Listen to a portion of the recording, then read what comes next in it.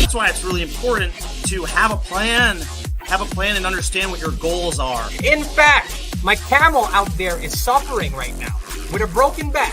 So I actually found Pepe when it was only a couple of hours old, and I'm like, oh, this is a funny meme. Oh my god. Yo! Who is this degen? The old man is swing trading over years at a time. And it's like, that's where the real money is made. The answer is a permanent loss. With single-sided staking, you don't have to worry about impermanent loss. But really, at the end of the day, it's just the matter of a macro market. It's just what happens. If you're aware, if you're disciplined, you can hone that into further financial growth. Financial freedom, so we can actually live life and not have to be constantly living paycheck to paycheck. I mean, that's the ultimate goal, more or less, right?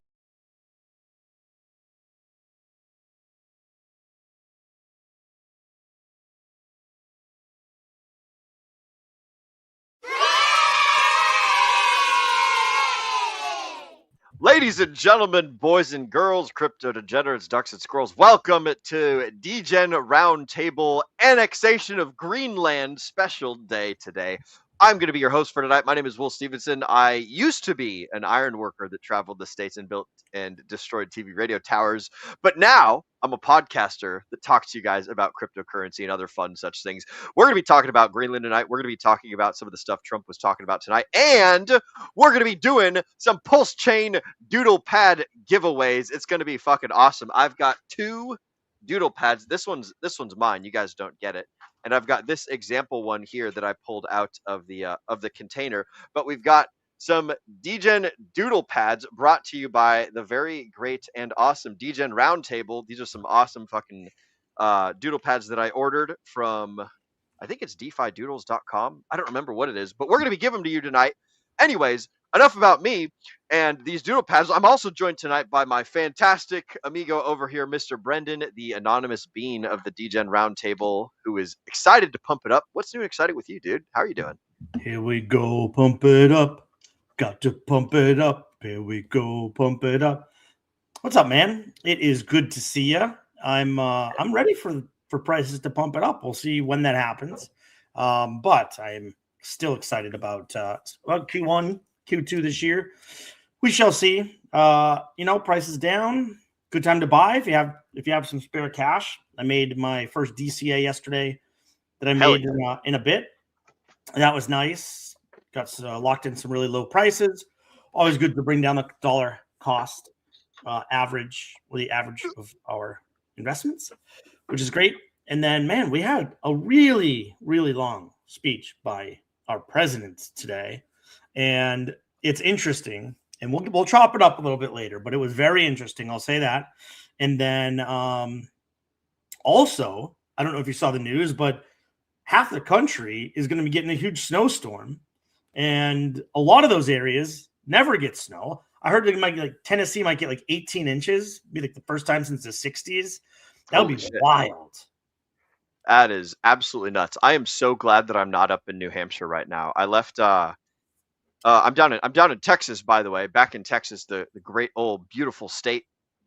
And we're gonna get some snow down here in Dallas in the DFW area. So I'm a little bit outside the city. Last year about this time of year, I had come down and I was hanging out with Dr. Allen, and I was over at his house, and I like to say I brought the snow with me from New Hampshire, because I did the same thing. I drove from New Hampshire all the way down to Texas, and like on my drive, everywhere that I went, like it would start off as really nice, and then I would go to sleep, and when I'd wake up, it would be snowing. And it was like I went to Ohio, it started snowing. I went to West Virginia, it started snowing. I finally got down to Dallas, and then the snow fell, and we got like 3 inches, and all the Texans were like losing their fucking mind because nobody knows how to drive. So it'll be quite interesting to see what happens with snow in Tennessee. But yeah, it's gonna be a fucking doozy. I'm so glad I'm not up in New Hampshire with that like sub 0 degree Fahrenheit weather up there. Yeah. And, it's fucking doozy. I was starting to run low on the fuel oil in my oil tank for that, like, heats the house. So it'd be like back to literal bonfires and campfires in the fireplace and shit to keep the house warm. And that's just super inefficient in a Especially in the winter. It's just so cold Yeah. out there. Oh yeah, it was getting nuts. I left when it was nice. I left when it was about like 10 or 15 degrees up there, but they're gonna be getting a shit ton of snow. So I'm glad that I'm out. And prayers to everybody who's going to be affected by this giant snowstorm, but it's going to be crazy. It's going to be awesome. And it'll give us some great training for when we all go and invade Greenland and we all become Greenlanders and Dutchmen and all sorts of things. I'm super Yeah. stoked to talk about this because I haven't looked into it at all. I've literally just heard people in the shop bullshitting and just been like talking to friends and stuff, and they're like, "Oh, all the crap going on about Greenland." So I'm literally going to be like finding it out live as we're doing the show tonight. Speaking of stuff that we're doing live, what are you sipping on, good sir? I've got myself 2 Modelo's and a Topo Chico that I'm going to be uh, enjoying as we do the show. Do you have anything special? The regular Topo Chicos or the alcoholic Topo Chicos? Ooh, the regular. This is actually, oh wow, that's a fancy label. It's just a regular Water. Topo They're Chico. tasty though. I like So them. I have a little bit of whiskey I'm sipping on today. I just poured this from that whiskey advent calendar that I have not finished yet. This is an 18-year blended Canadian whiskey. Ooh. JP Wiser's, and it is a product of Canada. Interesting. Okay.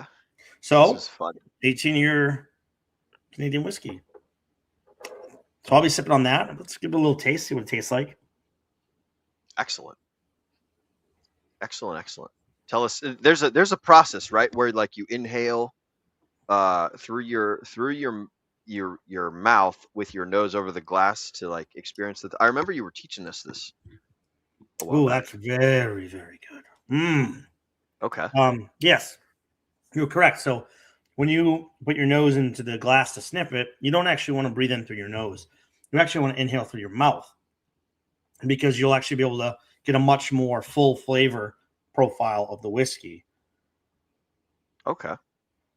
It tastes good. It smells good. This is excellent. This is I'm gonna have to put this one on the list of Plus, man, work's been crazy.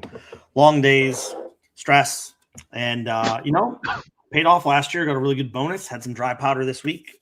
I should say I still have some dry powder this week to invest into the markets, but I did put some dry powder in yesterday. Really good prices. I bought some Hex, bought some Pulse X, bought some Pulse. And man, it's really just hard not to buy at these low prices. Ooh, wow, that is a good price. Quarter of a penny for Hex right now. That's you guys can get 4 Hex for 1 penny. Yeah, I got it yesterday at 2.22. So instead of 2.5, I got 2.2. Nice. So a little under a quarter of a penny. Yeah, 22% of a penny. Holy moly! Wow. Yeah. I guess we're just getting we're in price discovery, ladies and gentlemen. We are, which is why I didn't just back up the Brinks truck, but it's crazy. You can spend $100 and you're getting a lot more Hex than you would have got ever before. Like, it's kind of ridiculous. And if you still believe in it, if there's any way that you can add to your positions at this point, it wouldn't be bad. However, I will say I do still think there's some downside. There could be some potentially more downside in the ecosystem. I could see it dropping another, I don't want to scare anybody, but another 20%, give or take. So if that happens, no biggie. Just scoop up some more. But it is interesting that for people that are still believers, if you bought the top, you buy the bottom equally with equal amounts of money. You only need a 2x to be in the profit. So I have no problem buying down at these prices. In fact, I'm very excited to buy down at these prices. Yeah. Now, would I be more excited if prices were higher? Yes, of course. But like low prices, I don't know. I'm immune to having angst over low prices. If I believe in the project. There are plenty of projects that I am not in anymore because I don't want to buy more of those. And if I don't want to buy more of them, then I'm out of them and I'm going to move on to something else. But right now, 100 USDC gets you almost 9 million Pulse X. Ooh. So just for the people out there, people that sacrificed for Pulse X, if you sacrificed $5,000, you're not going to get that big whale bonus or whale multipliers. But if you sacked $5,000, Will, how much do you think that you would have gotten? $5,000 of sack.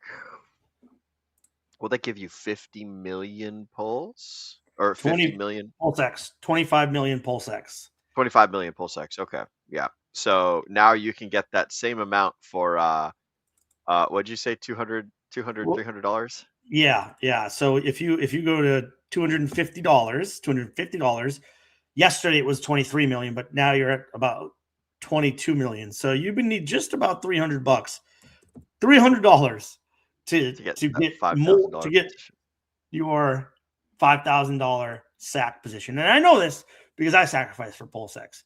But what I also did is I farmed the shit out of ink. I did a lot of swing trades.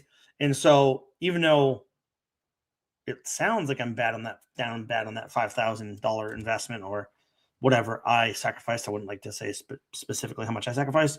But it's just unreal that you can increase. Now, if you put your 5,000 in at these low prices, you'd get 431 million Pulse X. Fuck, so I'm just trying to explain to people how far we've really fallen from sack price. And we are kind of in price discovery, so we'll see how far we're going down. But I'm not saying this where I'm angry. I'm saying this because there's possibility. There's potential here. And again, like none of the money that I have in the crypto market is any money that I need to touch ever, really. And so maybe I'm in a unique position that I can just keep buying and I keep making money. And I wasn't expecting to be retired this cycle. That was never my plan. It was never a short term in and out. I always expected if I was going to retire, it was going to take me one additional cycle after this. So that would be my third cycle. I think 3 cycles is pretty good now with the sort of reduction of X's by most of the large cap crypto projects. So I think 3 cycles is a good amount of time. But look, okay, say you're 12 years. Imagine it takes you 12 years and you're like, I'm retired, right? Like in the grand scheme of things, that's nothing, right? It's like, right? Okay, you're not working 40 years of your life to get to be retired or more for many people. And look, I always want to work. I don't mind working. I'll get to choose more of what I do if I end up retiring from my day job. Also, I happen to like what I do for my day job, so that doesn't hurt either. Now, go ahead. I was just going to say, I was thinking, if people out there have 1 million hex, right? If you have 1 million hex, how much do you think it would cost them to buy, to double their bag right now? 1 million hex. I don't know, like $2,000, I think. Pretty like close. $2,500 maybe. Yeah, exactly.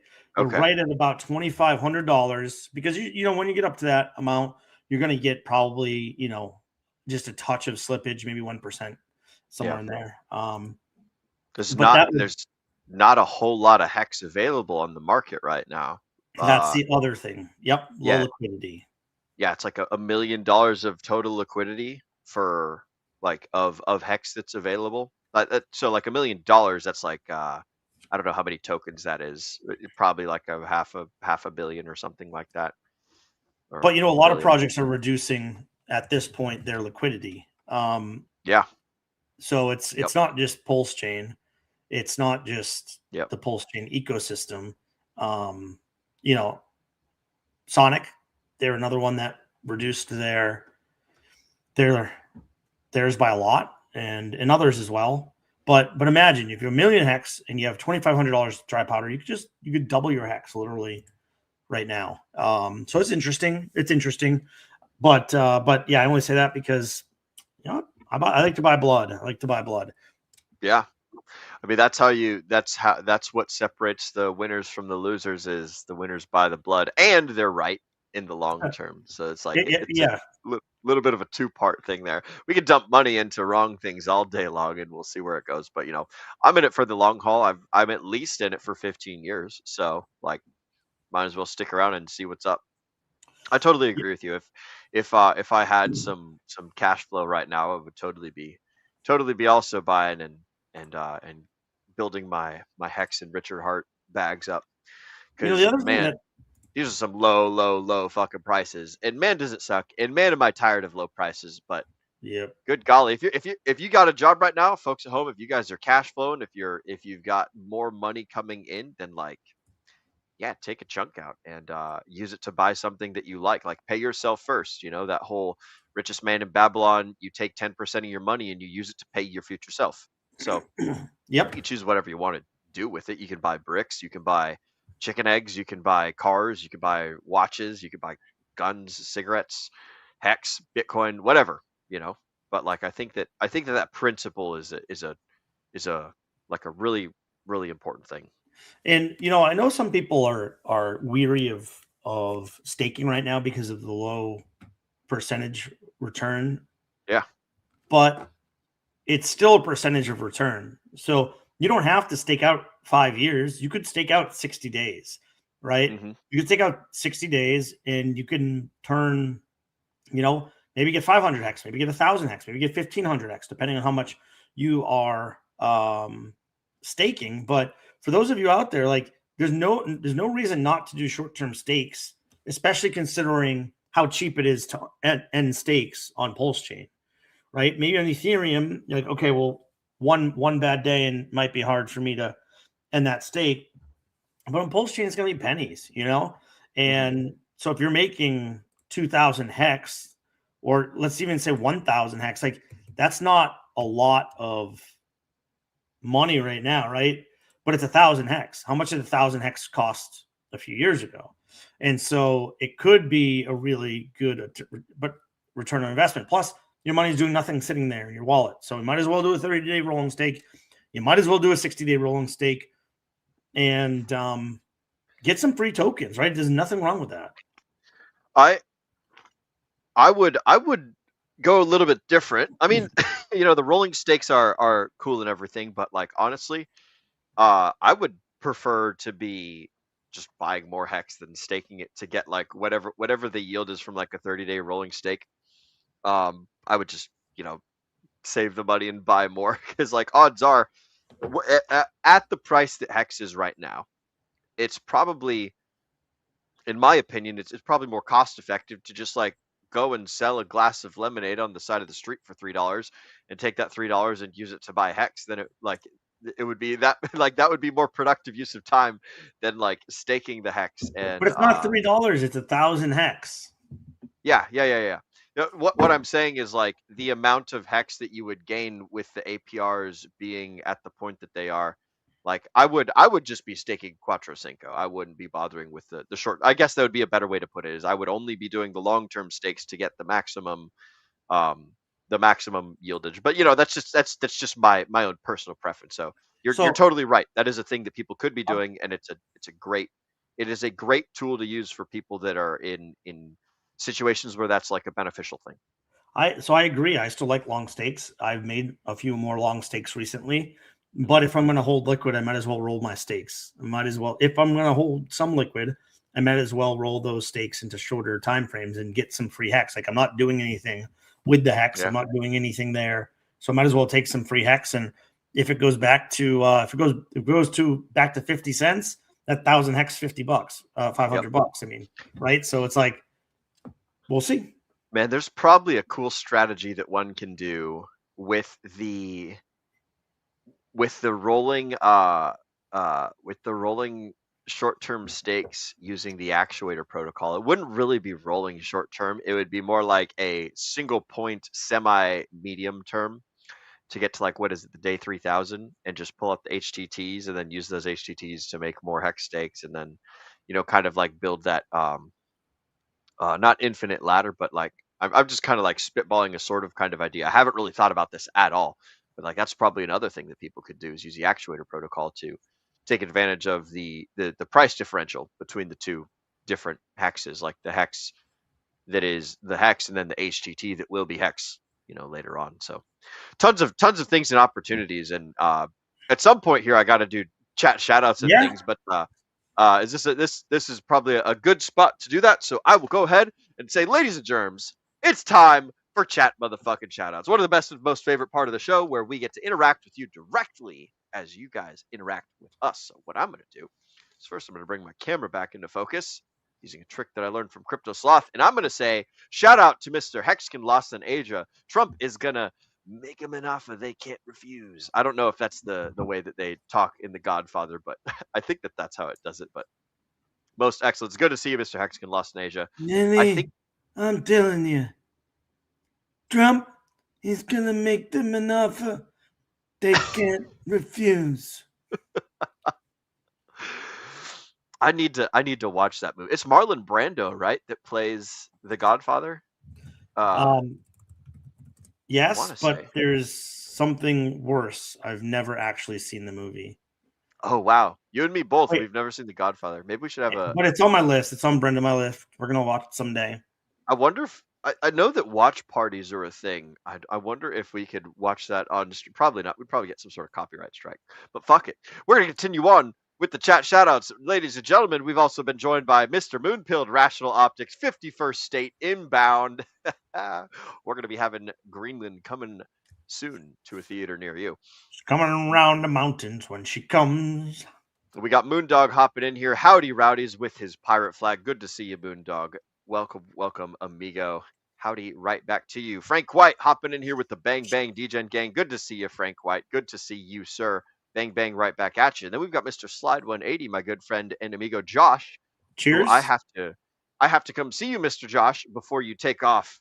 Good to see you, broski. He says cheers to us. We say cheers right back. And then we're also joined by Mr. Hex Glenn, who says, hey guys, and also cool thumbnail. Yes, there was I put a poll in the DGen Roundtable Telegram to see what do we want to do for for the show thumbnails tonight. There was two options, and the one that we have up right now is the one that won.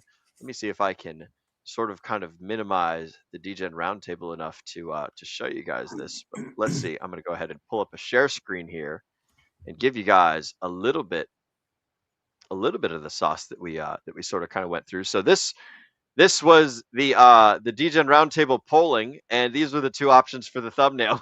We have me riding a tauntaun in sort of kind of marine outfit. It's definitely not a official Marine Corps outfit, but that was that was option number one. This is option number two, is me as a pirate and where the United States, or privateer, taking over the Greenland that way. So that's what the fun little thumbnail options were for that. So thank you, Mr. Hex Glenn.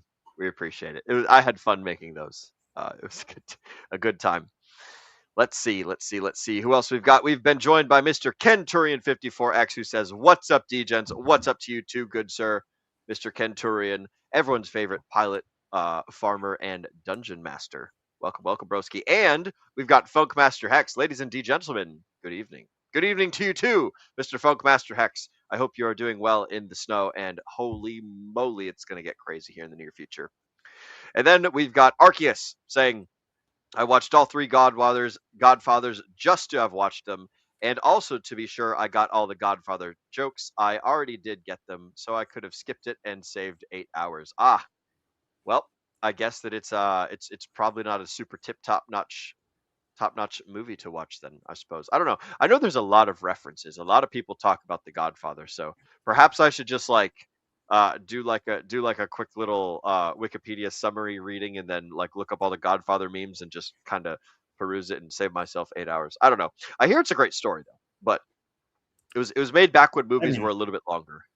Yeah, but I mean, there's many people that think The Godfather is one of the best trilogies ever made. Granted, I think most people think 1 is the best, 2 is the second best, and 3 very mixed reviews. Oh yeah, Frank, there you go. 1 and 2 are better than 3. That's what I hear. But nonetheless, if you put them together, right, makes a great trilogy. And yes, I hear one is, one of the best movies of all time. Some people say two is better, not many, but I don't know because I've never seen them, which is odd because I've seen so many movies, like insanely amounts of movies. I've never seen The Godfather. Yeah, I have not seen it either. And normally I like the cult classics, and I am kind of fond of Marlon Brando's acting. I liked him really, really well in Apocalypse Now, where he plays like the rogue colonel or whatever it is. That's a Great good one. movie. That's a good one. Oh, and we've got Mr. Fast Abdul in here at the last minute, sneaking in. I am here for the tech, ladies and gentlemen. Shout out to Fast Abdul. He is one of the first people to have voted for the thumbnail. that we Mr. chose tonight. Abdul, I have something to show you. This is a Canadian whiskey that I'm sipping on, JP Wiser's 18 year. And I must say, it is delicious. I think it's from Alberta, but I could be wrong about that. But I suggest if you can find JP Wiser's 18 year, it is delicious. And I heard that that Fast Abdul is actually going to go secure Greenland himself for the Canadian Empire. So it might be a battle on our hands. It could be happening. I think that if I were to trust the safety of Greenland in anyone's hands, it would probably be Fast Abdul. So I think that I think a lot of outfits. I've got an idea here, and I think that we are closer. We got first dibs on Greenland. I think that if we that's not a terrible idea. Allow Canada to buy Greenland and then make Canada the 51st state of the United States. And then everybody wins. Everybody wins. Oh, that's funny.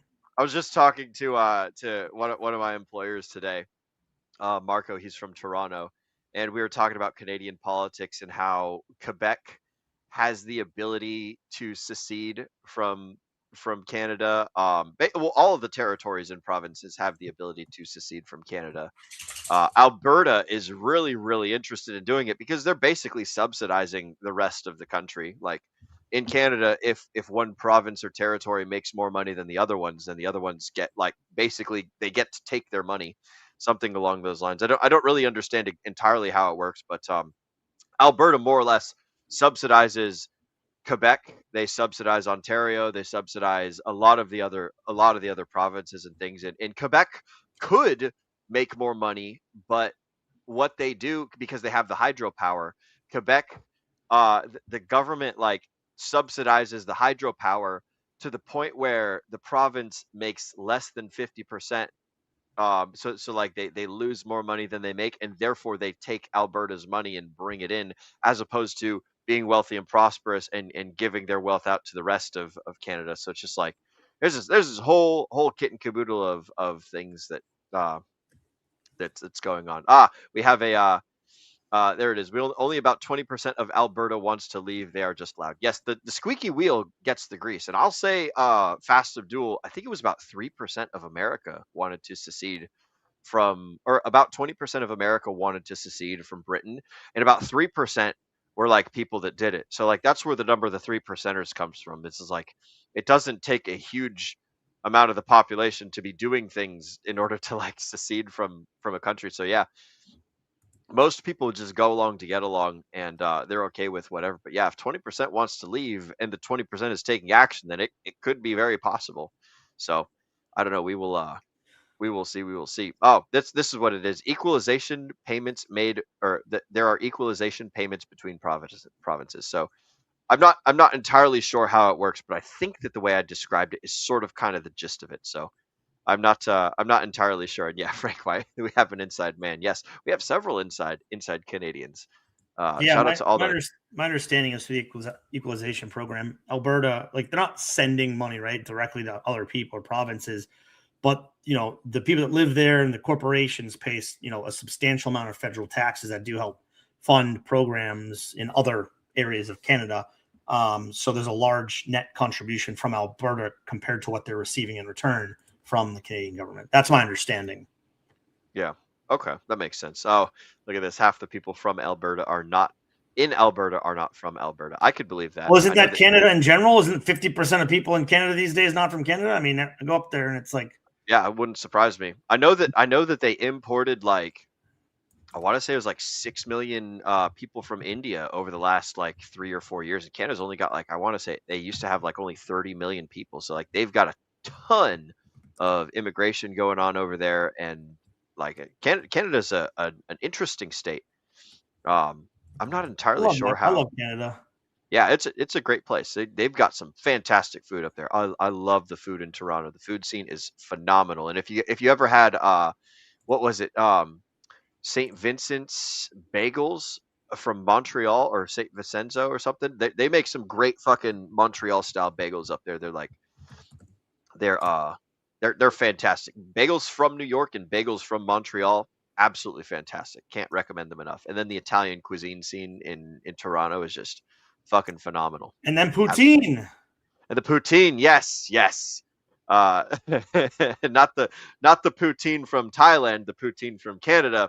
Totally different type of poutine, but yes, gravy, cheese curds, and French fries, very delicious. I get that a lot when I go up to New Hampshire. I'll get the poutine and then the Vermont maple syrup, all the local stuff, and the Labatt's Canadian Pilsner. So that's fucking good. Saint Voiture or Saint Voiture. Saint Voiture. I think that means car. Saint Voiture. That's yeah. That's what the delicious bagel company is. Thank you, Arceus. And then Fast says we will never be a state, but you could be the 11th province. Free healthcare. Ooh, that would be interesting. The United States joining Canada and being the 11th province. I think we have a lot to offer the Canadian system.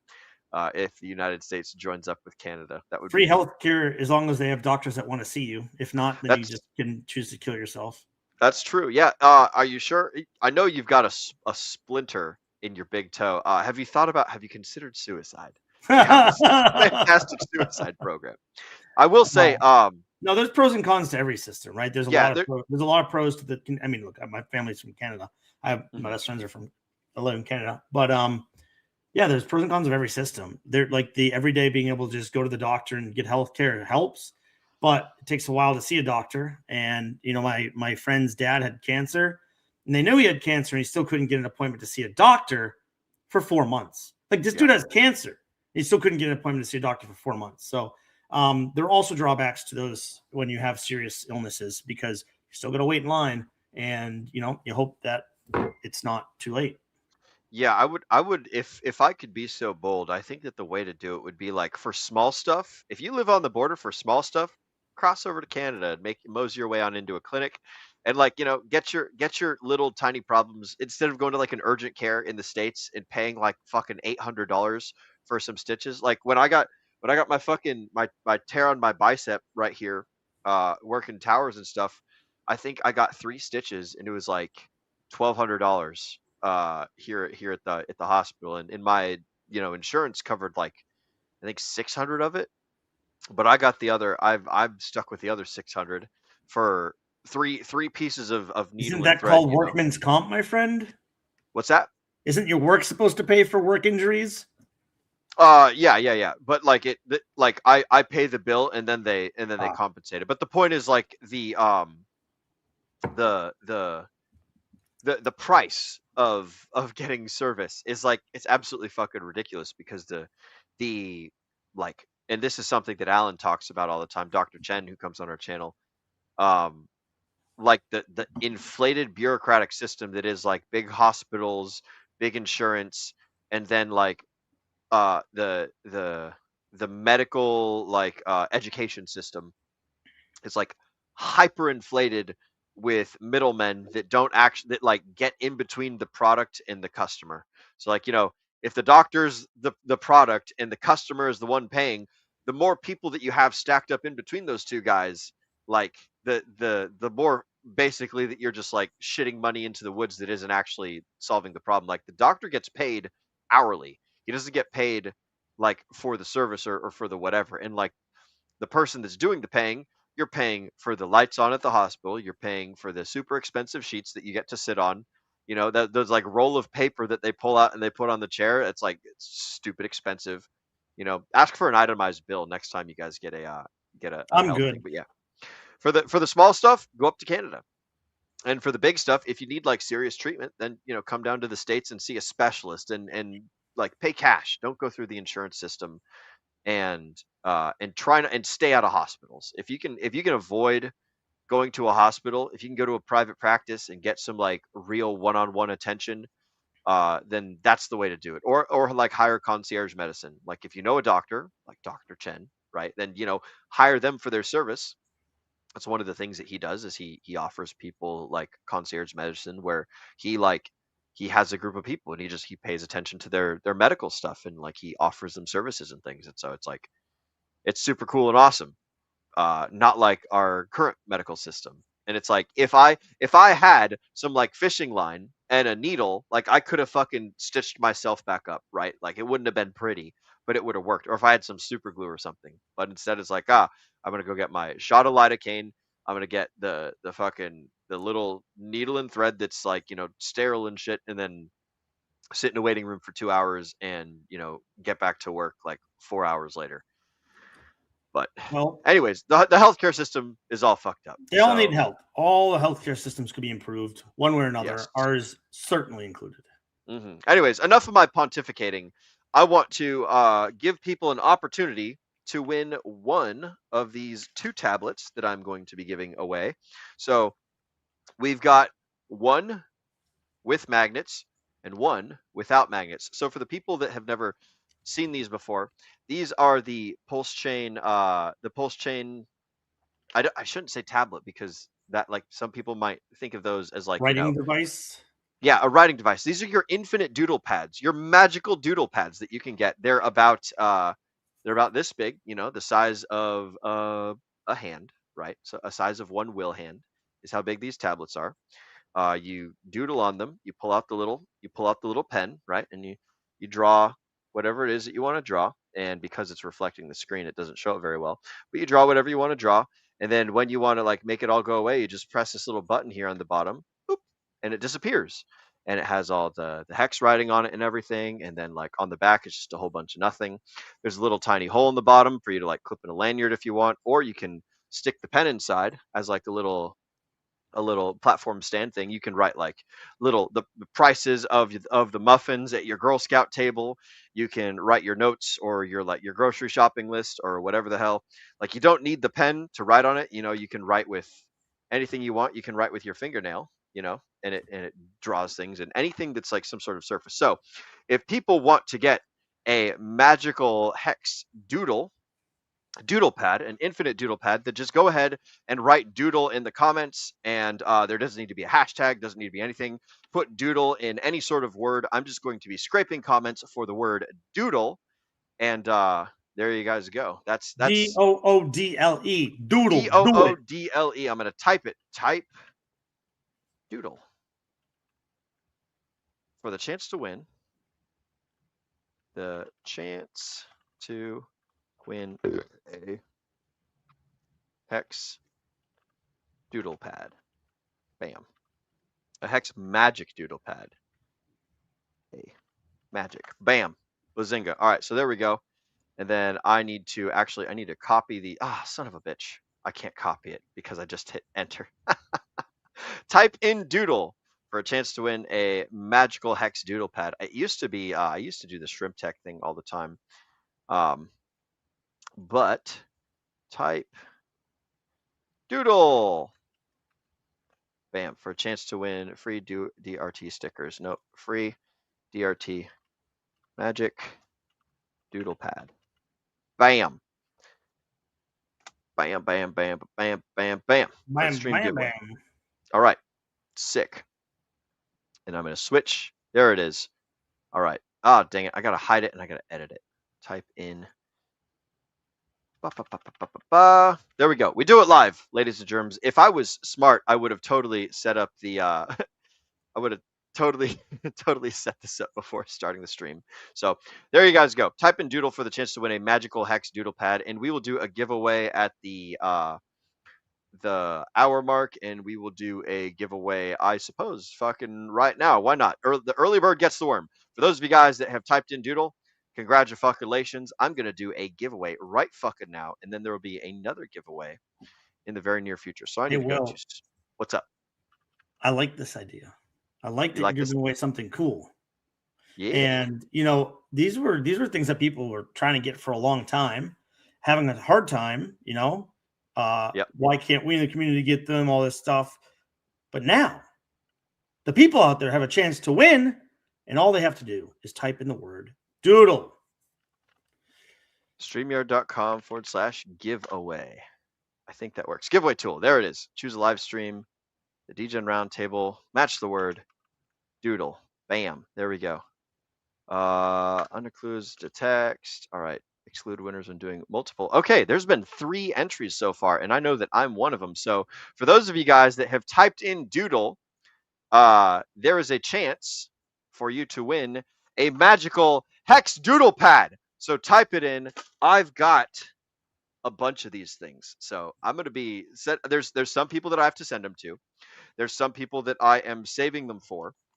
But you guys being degens, you guys get access to these magical fancy doodle pads, all just by being a participating member of the DGen Roundtable. So go ahead and type in Doodle for the chance to win a magical doodle pad, and I'm going to do the giveaway in 60 seconds, and that'll be the first one. Then we'll do a second one at the end of the show, so that way there's other opportunities for people to get their own little doodle pads. So type it in, and also, if you are a winner, then I guess we'll sort that out afterwards. Odds are I probably know who you are if you're watching the stream, and I've probably sent you some stickers because there's been quite a few sticker winners. You know what? I'll also throw in some DGen Roundtable stickers, won't I? Some chat shout out stickers, and let's see. Do I have DGen Roundtable ones? I do.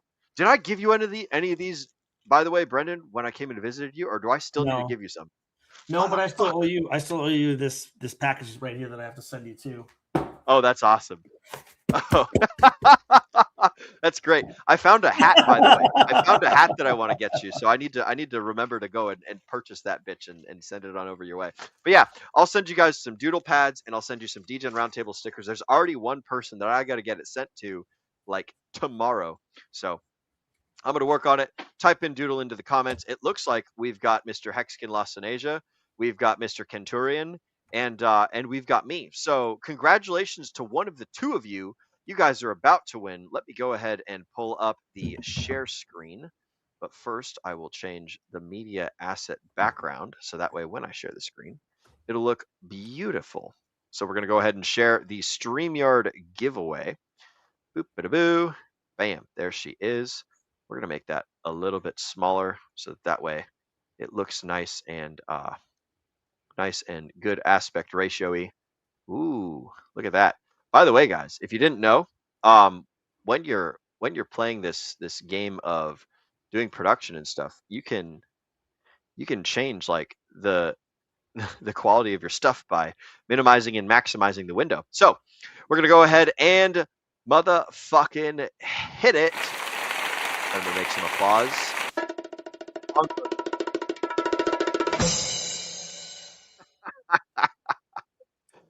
Oh, congratulations, Kenturian54X. You, sir, get a free, fantastic, and magical doodle pad. And that, ladies and germs, is the first DGen Roundtable Doodle giveaway. Oh, look at that. Mr. Moondog rolled in here too late. Too late, good sir. But fortunately, we're doing another giveaway at the end of the show. So, no sweat, no problems. Mr. Kenturian54X, I already have your address because I came and visited you physically. So I will be sending you out a doodle pad in the mail, and it'll be a good time, a great time. And where is my media assets? I got to pull up our background again. There we go. There we go. Excellent. Fantastic. So now that we've ran our mouth. He says, pull up his comment, his last comment. Pull up his last comment. Let's see. I want to use that in my airplane to write my IFR clearances. Oh, that's fucking awesome. That'll be great. Oh dang, airplanes are made of aluminum or titanium. I was gonna say I have there's ones without magnets and there's ones with magnets. So I will if you let me know if you want a one with magnets or without magnets. This one doesn't have magnets. Let me show you what the one with magnets looks like. I know I have one here somewheres. Son of a bitch. Maybe I don't have one. Ah! I spoke too soon, ladies and germs. I spoke too. Oh wait, no. Aha, this one has magnets. So this is what the magnet one looks like, and this is what the one without magnets look like. Wow, look at that. Pretty darn similar, huh? But yeah, that is the difference between these doodle pads, and I think that the ones with magnets, the pen does not have a little lanyard loop, I noticed, but the pen is literally just a piece of plastic. So, like, you can use anything as a pad. Oh, look at that! I even wrote Degen Doodle Pad on it. Ta-da! Yeah, there you go. You guys get your own little Degen Doodle Pad. So let me know if you want a magnetic one, or a non-magnetic one, and that's what I will send you, good sir. So congratulations, Mr. Kenturian 54X. If you guys want to win your very own Degen Doodle Pad, then type Doodle for the chance to win a magical hex doodle pad. There you go. I suppose I should have put that in parentheses or something. Well, But, either one should work. He'll strap it to his knee pad. Excellent. That's fucking awesome. So we've got Mr. Moondog has joined in. So good work, Mr. Moondog. By the way, you guys, if you want multiple chances to win, if you want multiple entries, you can go to both of the places where we are streaming. We're streaming on YouTube and we're streaming on X. So if you go to X and YouTube and you type the comments in both places, you get additional entries into the giveaway. This is a thing that I learned. So most excellent. All right. We've been speaking for 45 minutes, Brendan, and we have not yet talked about the subject. We buried the lead. We buried the lead. So, what's going on with Greenland? My understanding of it is that Trump went over to the World Economic Forum and he spoke for 4 hours, and part of it was about like he wants to basically buy Greenland from Denmark and also from the Greenlanders. Each of the Greenlanders theoretically might be getting $100,000, and Greenland would be getting 700 million. Billion. 700 billion? Denmark would be, I think, yes. Holy shit. What the fuck man, that's pretty cool. I wonder what they would do with that money, if they would give it to the Denmark. They'd waste it.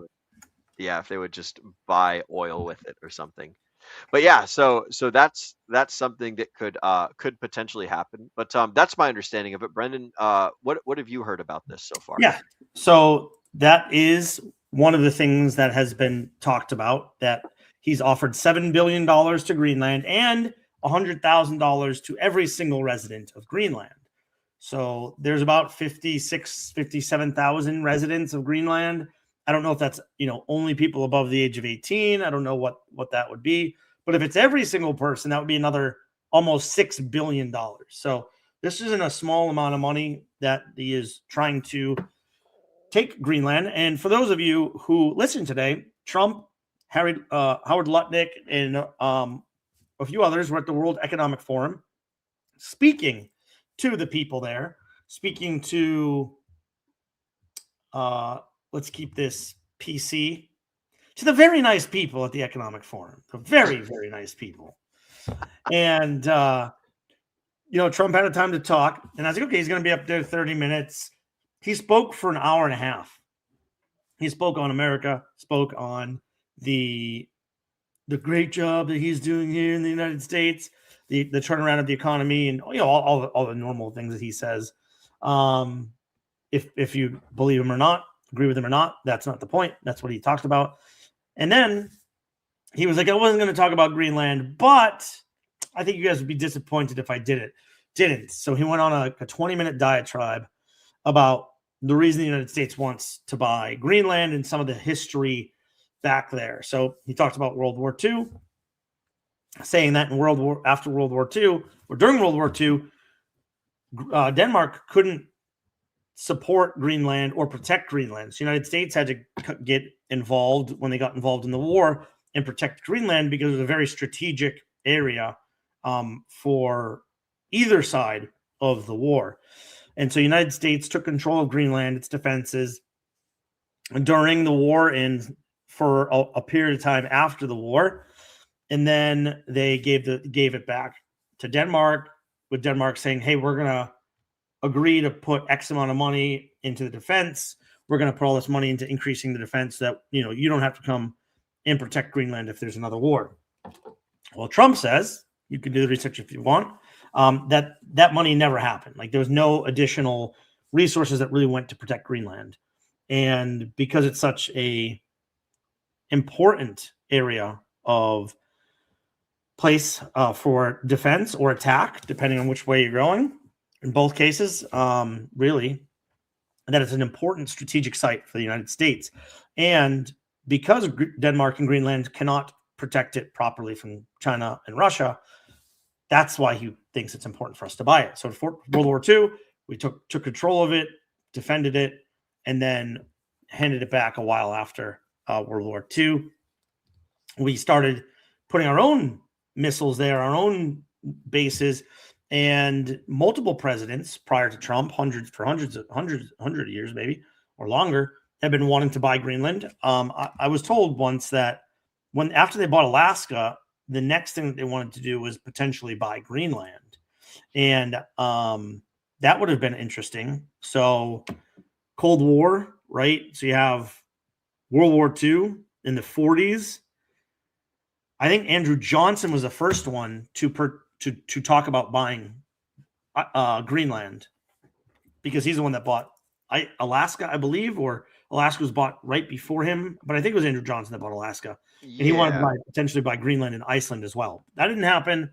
World War II, United States has to defend it, gives it back under the condition that they're going to defend it and put more money there. It didn't happen.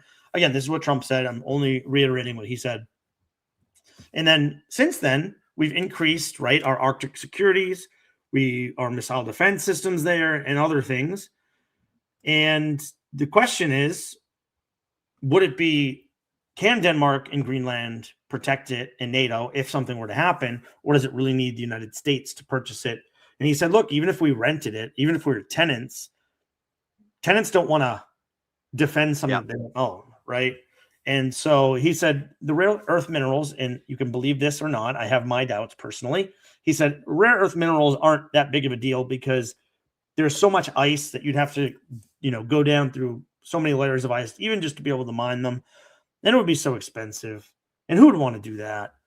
He said the only reason we want it is to protect the sovereignty of the Western Hemisphere. And Greenland is a strategic position for us to be able to defend the Western Hemisphere and build a Golden Dome and Iron Dome. So he said that, and then he also said that he was going to be meeting with more people to discuss that after.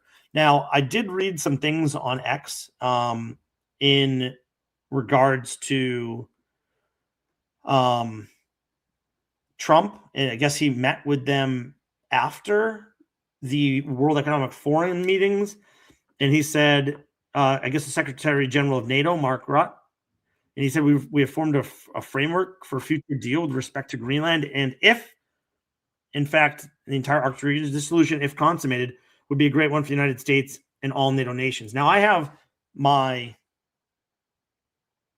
don't know if it's going to happen, but this is what Trump said. This is how he kind of laid the groundwork. And as you mentioned, I've heard numbers thrown around. Who knows if they're true? $7 billion would go to Denmark, and $100,000 would go to every citizen of Greenland. So, really trying to sweeten the pot. I mean, that's a ton of money, right? That's almost $13 billion between $100,000 to each Denmark citizen, in addition to $7 billion to Denmark. So it's a wild amount of money. We'll see what happens and how it breaks down. But let me ask you this. The first question.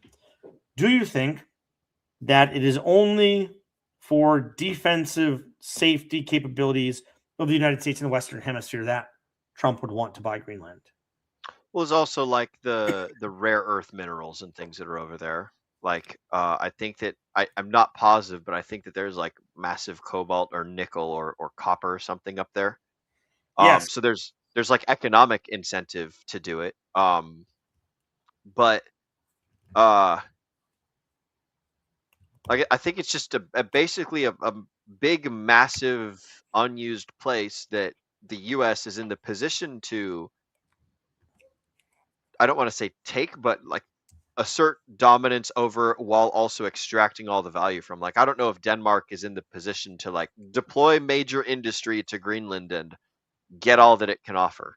I don't know if Denmark is economically strong enough to do that. So Yeah, I mean, one thing that Trump said was he said, and again, you don't have to believe this. You can take this with a grain of salt, I think. But he said, the rare earth minerals are so far below the ice. There's so much ice in Greenland that a lot of the rare earth minerals are so far, below the ice that it would take a lot to even get to them. And he said that's not why we're going there. We're going there just for defensive positioning for the Western Hemisphere. Now, I question if that is truthful statement. I do believe that would be some economic benefit to the United States long term. I don't think you're giving $13 billion up. Now, would the economic benefits come just from being able to build an Iron Dome and an anti-missile defense system so that no one could even come into this half of the world? By the way, that would benefit Canada too. Yeah. So I do think that if that were to happen, it would be a benefit to Canada. Now, I'm not saying that I think this is a good idea or a bad idea. I think we're just breaking it down to talk about like what would the benefits be. Now, so yes, I think from a United States standpoint, I think there are multi-tier benefits. Yes, one is defense. Another is, potential economic benefits. Also trade, right? More trade routes, more bases, and yeah, a lot of interesting things there. About 55,000 people in Greenland for that entire large space of massive land because most of it's ice. It is interesting that Iceland is more green and Greenland is more ice. I don't know where we come up with these names, but it is interesting. So what's your thought? You want to buy Greenland? I think it would be. I like big, bold things. Like, I don't really care for the politics of it. I just like that it's a big, cool thing.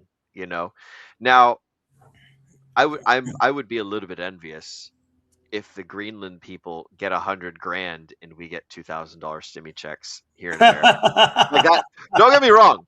That makes me a little bit green, right? I'm a little bit envious. I'm a little bit jealous. Whatever the correct word is. I think envious, right? But Yep. like, I don't know. I'm sure that it kind of sort of helps me in some way, shape, or form. But oh, there it is. Another one. That's the second one that you're drinking? Yeah, this is the Iran single malt. This is a Bodega sherry cask from Scotland. So this Ooh. is, I love sherry cask scotches. So this is very interesting. Okay. Very nice. Ooh. Okay, continue. Sorry, I didn't mean to interrupt. I was just showing the people out there what I'm I like big, bold things. When I play Minecraft with the boys, I don't focus on like exploration or like creating beautiful things. I like building huge, massive structures. Like that's the thing that I like to do when I play Minecraft. I built this tesseract in Minecraft where like it used like entire inventories full of materials going up, down, and it's just a big fucking square with a whole bunch of other squares inside it. It's just a big, giant, massive thing. And I enjoy planting like the big, huge trees into big, giant formations and making like big, massive things. So I'm fond of big stuff, and I've always had this desire in my heart of hearts that at some point before I die, I really want to build a pyramid, like bigger than the Bass Pro Pyramid, bigger than the pyramids at Giza. Like I want to expend a stupid amount of resources building a big fucking pyramid. That's just something that's like on my interesting like things that I want list. And okay. So like this acquiring of Greenland, like it appeases like a very hedonistic part of my soul and part of my like drive and just like things that I like and things I enjoy, things that I want. So like on a personal level, like it's very cool and interesting. Now on like a political level, I don't know if right and wrong is the good way to look at it. I think that like objective outcomes and what's going to happen as a result of this thing going on. It will most certainly make America bigger, stronger. We just did a massive move down in Venezuela, taking their president, just like fucking kidnapping them in the night and nobody Their dying. illegitimate president. Yeah. Like just a big, massive, like flopping the dick on the table and saying, "Look what we can get away with. Do something about it," kind of deal. So like, this is a big move, and I want to say, what was it? What was his verbiage? He's like, we would love to do this the nice way. We're not going to use force. We don't. What was the? Hang on, I need to find the actual quote Yeah. because it was. Yeah, you can find the quote.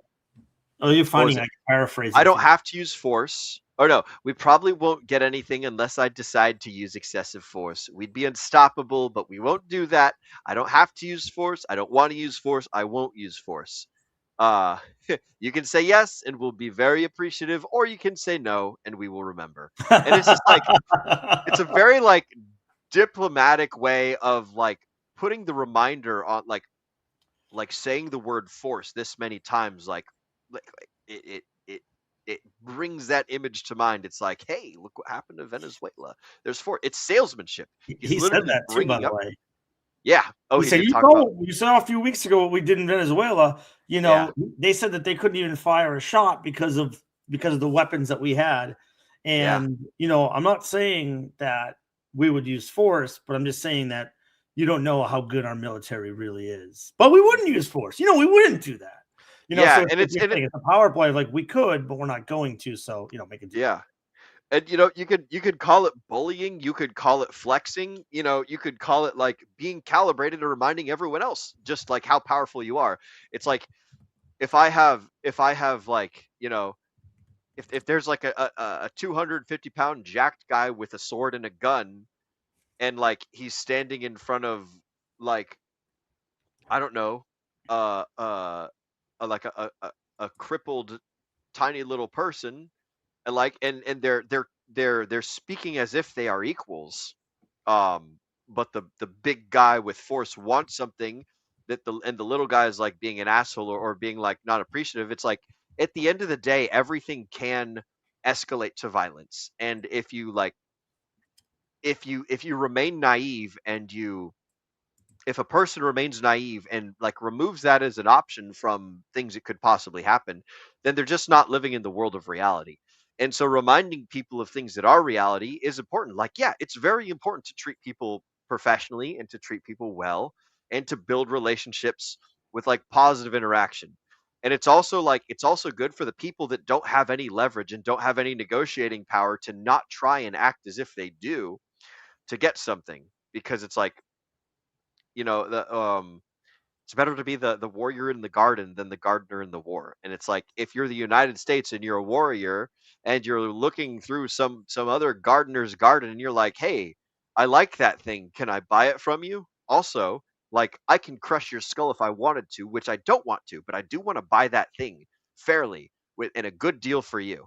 And it's just kind of like you, you're subliminally communicating that there's two options. There's there's violence, and there's death, and there's destruction, and then there's like, hey, everybody wins. It's like, it's almost it reminds me a little bit of what's the word, where the government says like, hey, we're going to buy your house from you to build this highway, we're going to buy your property. Eminent domain, that's what it is. Eminent domain, which is just like happening to one of my friends right now. Yeah. It's like you can argue it's a legal thing, it's an illegal thing, it's moral, it's not moral. The fact of the matter is, if somebody can do it, then they can do it. And regular citizens do not have the power to resist the government when it comes to force, nor when it comes to litigation in many respects. Like there is a point at which a person's power level stops. And there's not a whole lot of points at which a government's power stops. So it's good to remain calibrated and understand that this is like reality, and there's things that you can't do, and you can try and fight what you consider injustices, or you can try and or a person can like go about a different way. But I see this whole thing as like, hey, I want that thing, and I'll pay very fairly for it, and I want you guys to be happy. And I also want all these things, and I can take them if I want to, but I don't want to, but I can. I've, You know? I've also heard that the United States might not be purchasing the entire portion of Greenland. Essentially, they'd be buying areas of Greenland. So I don't know what that would look like if that was the case, but strategic areas would be owned by the United States at that point. It also then much more negates Russia and China from wanting to step foot on there because it's United States land, right? So there is that aspect to it. But I'm really curious to see what this would actually look like. And I think a lot of people in the world would be upset, but I think a lot of people in the world are upset with Trump no matter what he does. So Oh yeah. I don't think that's necessarily a political thing. I think that's just a person thing. Yeah. So like outside of my opinion, if it's morally correct, if it's politically correct or whatever, like would it benefit the United States? Yes, of course. Like there's no doubt about that. Wouldn't be looking to buy it if it didn't. And does it benefit Greenland? Could it benefit Greenland and Greenlanders? Yes. Yes, it could certainly benefit Greenland and Greenlanders. Do they want it to happen? I don't know. I think Greenland should be the ones that really have a big say in this because they're the ones that live there and kind of are self-sovereign from Denmark, but not really. It's kind of a weird thing there. Mm-hmm. So maybe it's like Puerto Rico in the United States. Okay, Puerto Rico, do you want to become your own country? No, probably not. But I don't know. So yeah, it's a very interesting the scenario. There's also like other examples, like you brought up Puerto Rico, but it's like there's Okinawa. The United States has a military base, a Marine Corps base, and an air station over in Okinawa. The United States or the UK has full sovereignty over a big part of Cyprus. There's Yes. a ton of places where this is like a thing that happens. Diego Garcia, that's another place. The UK is sovereign, but the United States has military exclusive control. Like the US has bases everywhere, and like there's a ton of like similarities between all these things. So like it's not like it's an unprecedented thing. This is just a very like scale wise big thing. So It it's is totally certainly interesting, and I'm curious to see where it's going to go. Mm-hmm. Because if it's going to happen, I feel like it's going to happen sooner rather than later. Yeah. Oh, it would have to happen under Trump's presidency. And like, man, what a cool thing to have on your presidential list of accomplishments. Oh yeah, got Greenland for the United States, and now like that's a pretty big one. That's a pretty fucking big one. Whether you love them or hate them, like doing big and impressive and awesome things it's like big and awesome and impressive. So it speaks for itself. But I think we covered that thing pretty well. There were other things that he talked about in there that you wanted to mention, Brendan. What were those things? Yeah, so one of those things, and he's mentioned this before, but he mentioned that it's going to be an executive order, that he's going to ban companies and institutions from like BlackRock from being able to purchase and own single-family homes. He also mentioned that they're not made for corporations; they're made for individuals, for people, right? To be able to live. And he mentioned that when corporations purchase single-family homes, they're able to write off taxes on the depreciation of homes. Now, if you're a person that lives in the home, you can't write off any depreciation of your home off taxes. So he was asking, why are corporations able to do that if single family homeowners are not? So he was saying that's unfair. And he said, okay, maybe that's something we need to look at as well. But I thought that was very interesting for the fact that it does make a good point that why are corporations able to write off single family home and individuals can't? Depreciation of single family homes and individuals can't. Really doesn't make things very fair, does it? I've got Chat GPT right now summarizing, because I hadn't listened to any of the speech, so this is all new to me. And basically, like the three major points is exactly what you'd said. Moving to stop large corporate and institutional investors from buying up single family homes. He's concerned about it being a fairness issue, and he did speak about this in Davos. And there's an executive order that he signed on Tuesday to limit these purchases. So what the executive order does, it directs federal agencies to review laws and practices around large investors buying single family homes and to prioritize sales to individual buyers rather than big investors. It also seeks to stop government programs from facilitating home purchases by large investors, for example, through guarantees or insurance. So I wonder what this would do with like Section 8 stuff. And then he called on Congress to codify these limits into permanent law so it's not just an executive order.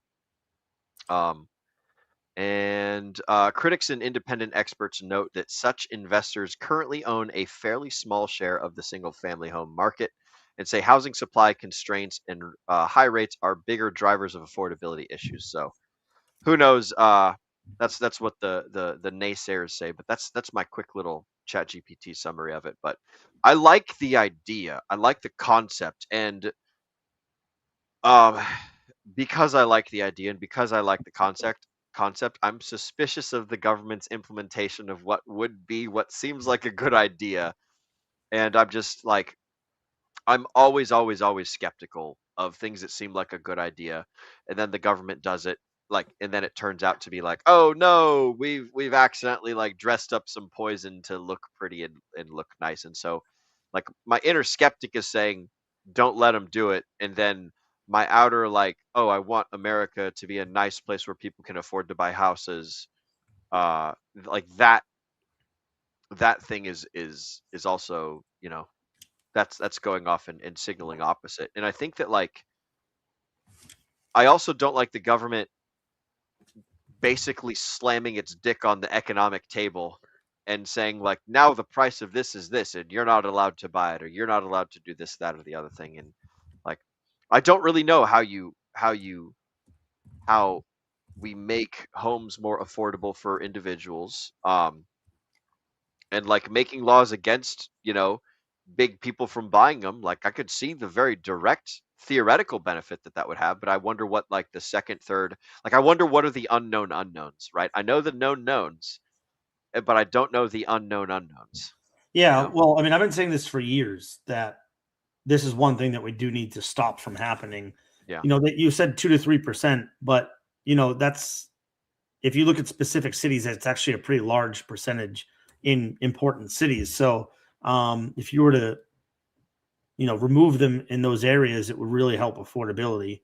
Now, there are other issues that we have with investors. Like, I don't think that if you invest in buying property in the United States, like investing in condos that are going up in the United States, that you should automatically get a green card. Like, there are other things that are causing issues as well. Now, institutions owning farmland and owning single family homes, yeah, I'm out on that. It's not good long term, and it's not sustainable long term. So, is it only a small percentage of things that need to change to make housing affordable?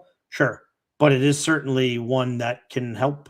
And yes, do we need more? Yes, but I think it's a good step in the right direction. Do I think that the government will implement it in a way that will actually cut down on it?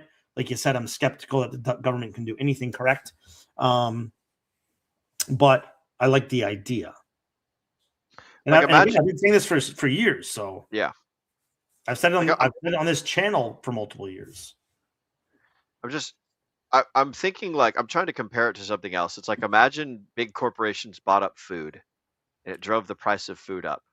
And they just sat on big stores of food and they like rented out small bits of food to people, But not only that, for all the food that went bad, instead of having to throw it out, they can just write it off and make money. Yeah, So yeah, exactly. And then it's like now there's less food. Yeah. I do like the idea of like if corporations are able to write off houses and make money, then like maybe I can write off houses and make money. Like what the fuck, Like instead of removing that ability, yeah, just make everyone able to do it. Oh, now everyone can write off the depreciation value of your house against your taxes. Yeah, but that's just one thing, right? Them owning it is still not. That doesn't fix that aspect. Mm-hmm. But it's like that's a great point. Like we get to write off for businesses, we get to write off like the asset depreciating. A good way, like around that, is like if you're a single family, or if you're a person and you buy a house, then instead of you buying the house, then a trust that you run, the trust buys the house, and then you rent the house from the trust, and you own the trust, or you're the beneficiary of the trust, and then the trust gets to write it off, and it's essentially the same fucking thing. That's like the roundabout way of doing it. You're like, and I don't know if that actually fucking works, but it's like that's how I envision it. Like normal people being able to do the same thing is like you buy a home, but instead of you buying the home, it's a business that you just created. You go and you print a business out of thin air, super easy, super simple, or a trust or an organization, right? It doesn't have to be a business. It can be a trust, and then the trust owns the home, and the trust rents the home to you, the person who fucking owns the trust, and then you pay the trust, and the trust gets the discount, and yada yada yada. Bim bam boom, and you end up in the same fucking place. So it's like everyone has these opportunities. Not everyone takes advantage of them, but like making it easier for everyone to get the same kind of like you know goodies to be able to extract from the system. Like I think that's a good point that he made in there, a very excellent one. And part of me wonders like also, like, remember when Congress banned stocks for themselves? It just so happened to be at the top of the market, Yeah. right? And so they were all forced to sell their stocks. And oh no, what did that do? And then the fucking market crashed. So it's like, so now if institutional investors are legally required to sell their property, and property value is pretty fucking high right now, um, like, like does this mark the top of the real estate bubble? Right?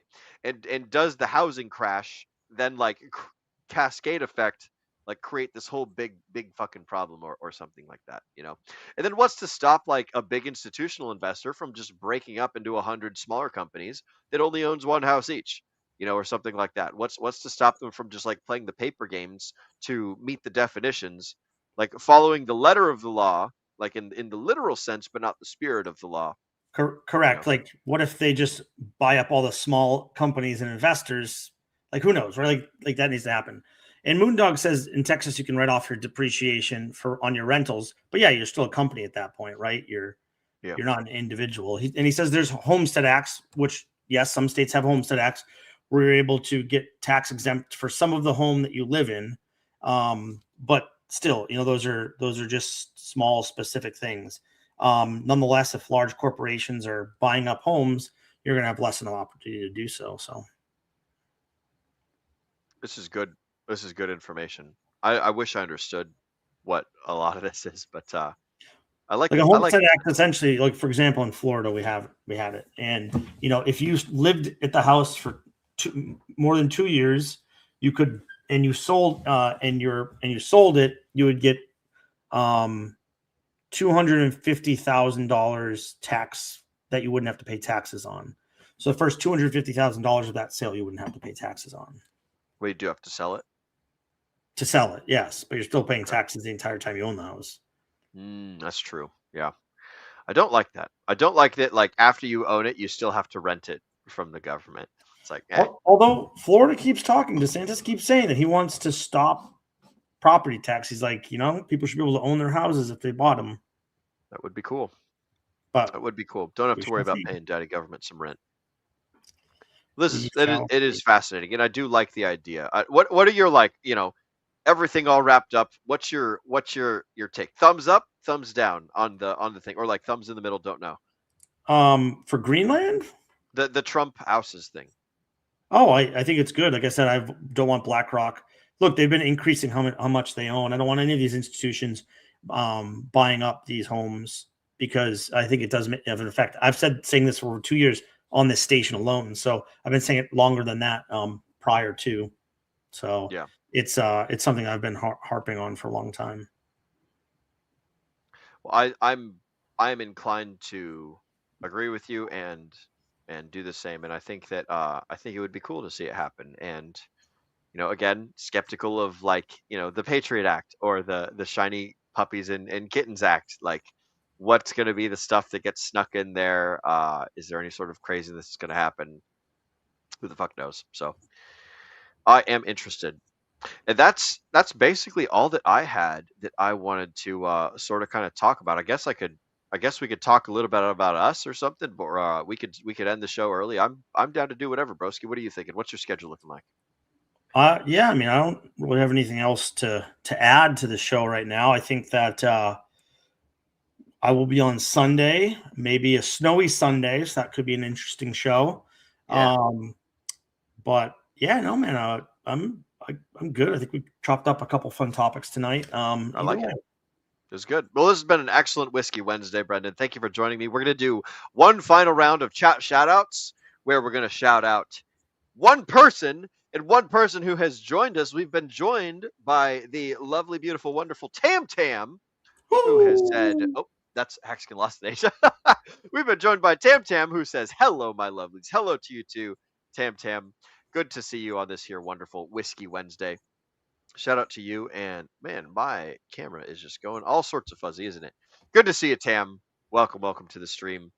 And for the folks at home who want a Hex Infinite Doodle Pad, Infinite Magical Hexagon Doodle Pad, then what you need to do is type Doodle into the comments. Whether you're on X watching, you can type Doodle into the comments. Whether you're watching on your phone or on a computer, it is possible. If you type Doodle into the comments and hit that enter button, then you have the chance to win a Doodle Pad, because right now it looks like there's only 3 entries. So we've got Mr. Moondog, we've got myself, and we've also got, oh man, who is the other one? I'm guessing Hexagon Lost in Asia.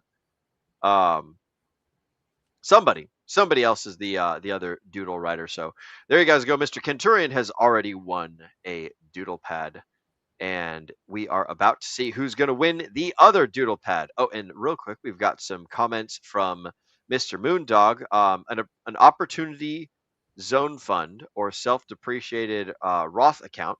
So this sounds like the ways to get some tax stuff for yeah, that. but it's just loopholes again, right? If you got all these loopholes out, then yes.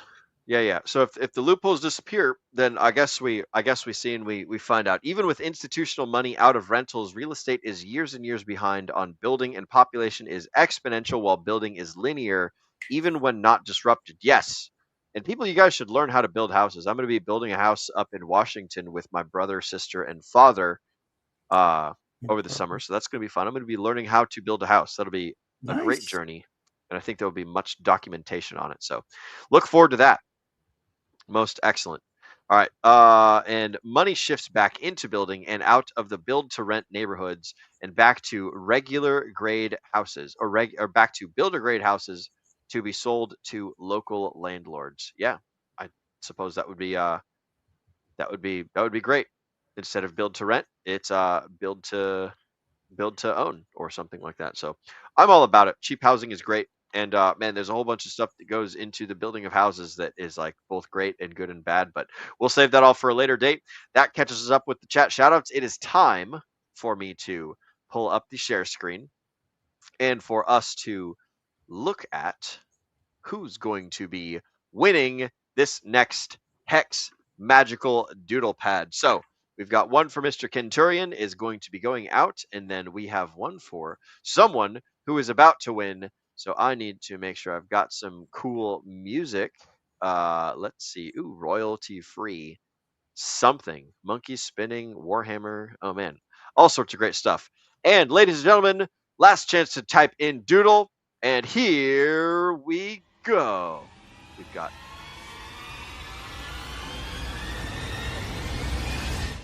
who's gonna win? Oh, congratulations, Arceus. You are the winner of the Doodle Pad, the Infinite Doodle Pad. Excellent and good to see. Congratulations, Arceus.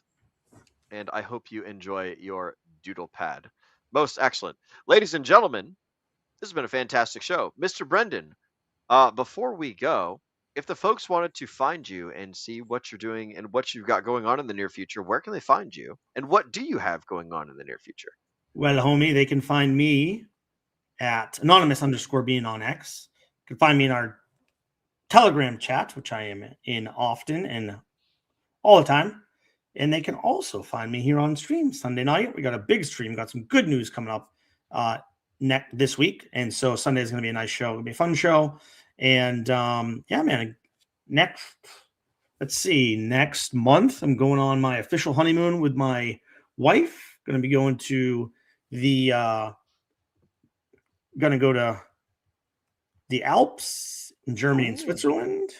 Very nice. So that'll be looking forward to that. But yeah, man, just my Patriots are in the playoffs this weekend, so go Pats. And be safe out there, everyone, this weekend. I know that's going to be hit by the storm, which I think is going to be coming through. Some people starting maybe tomorrow, Friday, and some later in the weekend. I know we're going to get hit Sunday. We might get a foot of snow. So I'm looking forward to it. I haven't seen snow living in Miami for 7 years. So 6 years. I'm looking forward to some snow. It's going to be, excuse me. It's going to be good. It's going to be great. It's going to be a winter wonderland. And I guess down here in Texas, we're looking like we're getting some snow too. So, wow. Don't be a crazy driver. Make sure you guys got your goodies, your gumdrops, your things that you need. And yeah, Hex Glenn is excited for you to be going to the Alps. So that'll be excellent. Thank you, Hex Glenn. Yeah, I'm very excited. It'll be great. I've heard great things about Switzerland, that their engineering is very nice, like the hinges on their cabinets, everything is clean, pristine, and pure. My mother went to Switzerland. My aunt and my cousin went to Switzerland not too long ago. So I hear nothing but great things from it. So it's like that German engineering, and I might have to check out the prices of Rolexes while I'm there. Hey, there you go.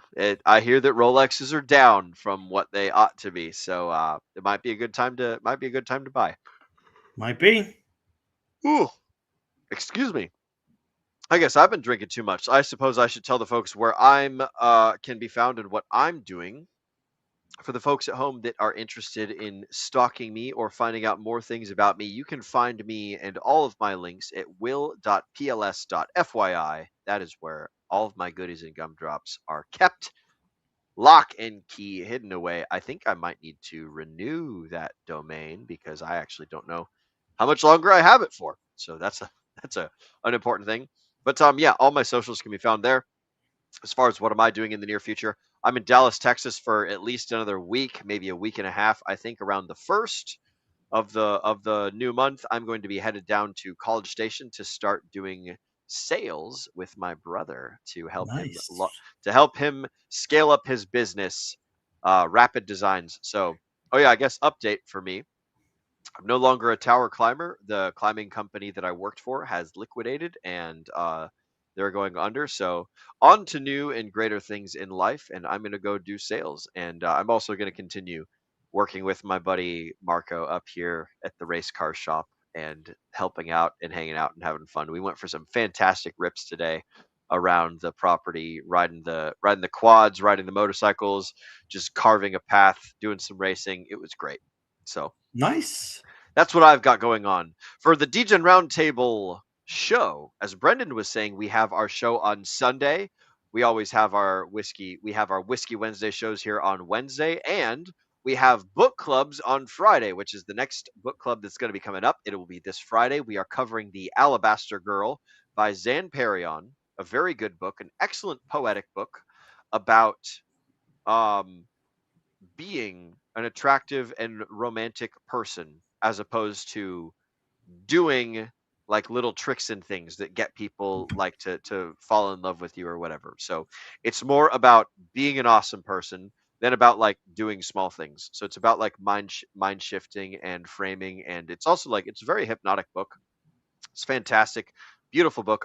I think that all young men should read it because it especially in this day and age of like pickup artistry and failing relationships, like it puts a great and awesome perspective on the male and female experience and how men and women can get along by appreciating the beauty in each other instead of trying to extract value from people. Mm-hmm. It's all about giving and investing and appreciating while still maintaining frame and boundaries and things. And it's a great book. I absolutely love it. It's about 19 hours long on Audible. Again, The Alabaster Girl by Zan Perion will be the book that we're covering on Book Club this Friday. And that is all that the DGen Roundtable is doing. Reminder, you guys can join our Telegram by going to t.me/DRT join now. And you can always check us out every Wednesday, Friday, and Sunday here on YouTube, starting at 8 p.m. Eastern. And with that, ladies and gentlemen, I want to thank you all for spending your valuable time with us here on the DGen Roundtable. As Agent Jay often says, we know that time is your most valuable asset, and we appreciate you spending each and every one of these moments right here with us. Ladies and gentlemen, my name is Will Stevenson, but more importantly, you have been watching the DGen Roundtable, and I'm the producer, so I got to get my trigger ready because it's time to remind all the folks at home to remember to DGen responsibly.